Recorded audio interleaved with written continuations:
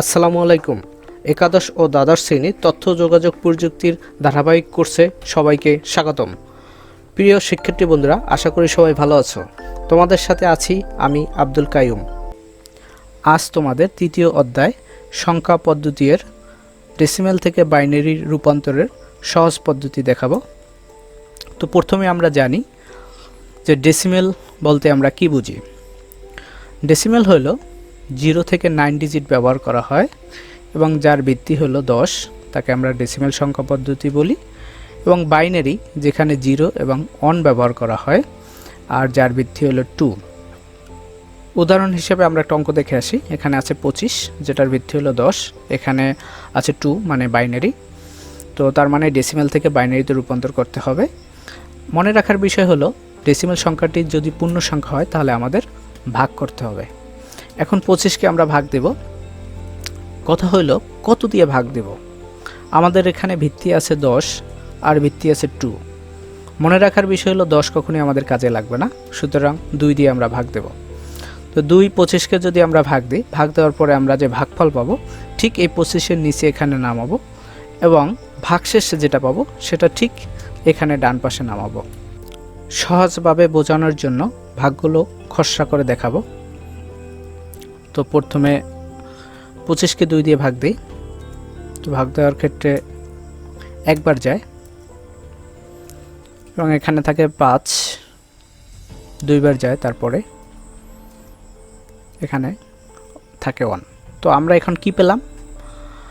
আমরা যেটা পেলাম সেটা হলো ভাগফল পাইছি 12 এবং ভাগশেষ পাইছি 1। তো এখানে 12 ভাগফল ঠিক এই সোজা আমরা 12 লিখব এবং ভাগশেষে যে 1 সেটা ঠিক এই ভাগশেষের এখানে লিখব। তো দুটো আলাদা করার জন্য আমরা একটা দাগ টেনে নিতে পারি। এই 12কে আবার আমরা 2 দিয়ে ভাগ দেব। এখন প্রশ্ন আসতে পারে আমরা কতবার ভাগ দেব। মূলত এখানে ভাগ দেওয়ার পরে যতক্ষণে আমরা ভাগফল 0 না পাবো ততক্ষণ, অর্থাৎ এখানে আমরা যতক্ষণে 0 না পাবো ততক্ষণ পর্যন্ত ভাগ করতে থাকব। তো আমরা এই ভাগটাও দেখে আসি। 2 দিয়ে 12কে যদি ভাগ দিই তো এখানে যায় 6 বার। তো আমরা এখানে পেলাম 0। তো ভাগ দেওয়ার পর যেটা পেলাম, ভাগফল পাইছি 6 এবং ভাগশেষ পাইছি 0। তো ভাগফল যে 6 সেটা ঠিক আমরা এই ভাগফলের এই সোজা নামাবো এবং ভাগশেষে যে 0 সেটা আমরা এখানে নামাবো। দুটো আলাদা করার জন্য দাগ টেনে নিলাম। 6কে আবার আমরা 2 দিয়ে ভাগ দেব, কারণ আমরা 0 এখনও পাইনি। এটাও আমরা একটু খসড়া দেখে আসি। তো 6কে ভাগ দিলে আমরা যেটা দেখতে পাচ্ছি সেটা হলো ভাগফল থাকে 3 এবং ভাগশেষ 0। তো ভাগফল 3 আমরা ঠিক এখানে নামাবো এবং ভাগশেষ 0 সেটা এখানে নামাবো। আবার আমরা 3কে 2 দিয়ে ভাগ দেব। তো এখানে ভাগ দিলে ভাগফল পাইছি 1 এবং ভাগশেষ সেটাও পাইছি 1।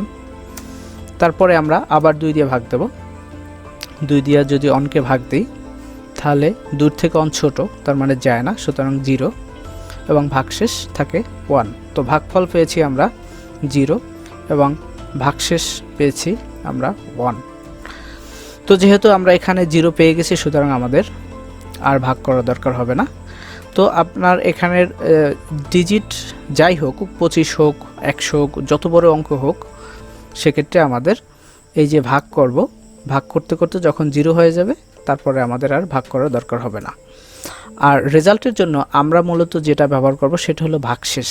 এই যে ডিজিট পেয়েছি, কারণ আমরা জানি বাইনারি সংখ্যা 0 এবং 1। এখানে দেখেন ভাগশেষও কিন্তু 0 এবং 1ই বের হয়েছে।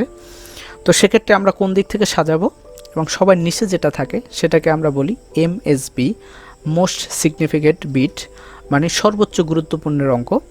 এবং উপরে যেটা থাকে এটাকে বলা হয় LSB, সর্বনিম্ন গুরুত্বের অঙ্ক।